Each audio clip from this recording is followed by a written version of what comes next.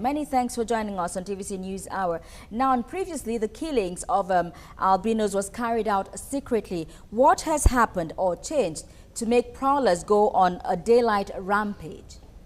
Well, thank you for having me on. I'm actually a Malawian national. I'm based in the UK, so a topic very close to home for me.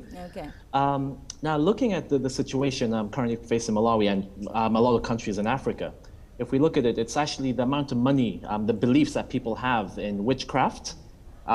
When I say witchcraft, I think it's just differentiating the normal witchcraft and herbal witchcraft and the witchcraft where people are taking body parts to enhance their well-being in terms of wealth, in terms of winning promotions or gaining governmental positions. Now, the amount of money involved in this, I think, has lured a lot of people to see this as an attractive sort of quick money gain initiative. So the fear of it is like body parts selling from anything from $600 up to $100,000 has got more young people and more Africans living in poverty to actually see this as an opportunity. But this is also the aspect of culture, whereby culture is intrinsic to our day-to-day values, but it's not also static. So unfortunately, the culture itself in some areas is that a person with albinism is actually seen to carry potential charms that they can actually make you gain wealth. If you go to places like Tanzania, they're referred to as zeros, which for them, these are actually more or less immortal spirits. So I think that aspect of it, whereby people looking at these individuals are not being human as such, but actually their body parts being something that can actually enhance the individual's well-being. I think this is what is causing people to be more interested in going in daylight to attack individuals. But also to remember that those who are carrying out these attacks are actually operating for bigger individuals. All right, James. All right, James. Why do you think that the Malawian authorities are failing to do enough to protect these people? Well, number one, as you said, this is very much a culture aspect. So we need that education to actually come into play, that the authority works together with the communities, and also not to distance themselves from the witch doctors. I think you have to work together with those in communities because not everybody has access to the information. So working together as a unit to educate people that albinism is actually more or less a genetic disorder. It has nothing to do that a person's albino. That means that they possess greater charms. So I think that's the first part of educating them.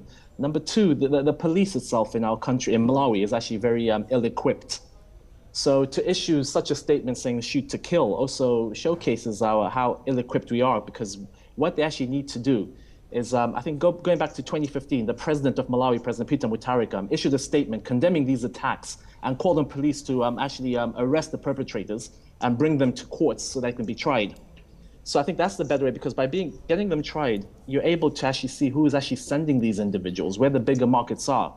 And the moment you curb that bigger market, I think it becomes a top-down approach that you're actually curbing those at the bottom or operating that way. But key to all this, I think the key thing is actually education, getting people to understand what causes albinism and that these are also human beings. Well, talking about the market for them, how do we stem this in the board? Can we suggest picketing all the native herbalists in Malawi? I think number one, we have to put the distinction between a herbalist and a witch doctor who's actually telling people that go kill somebody or go get bones of an albino. I think we have to put that distinction, show people that not everybody who's considered a herbalist or witch doctor is actually in this practice. Okay. So once we get that distinction, then we also need to work directly with those individuals, so that, because what we look at, most people in the rural areas don't have access to this information we have. So working directly with the witch doctors or herbalists that they see as key figures in their societies, and these people to actually encourage them, to showcase to them that actually an albino is actually a person just like you. So I think that's the best way of actually trying to curb this, and also bringing together legislation that better protects people with albinism would be also a key step. All right, James Woods, thank you very much indeed for your time.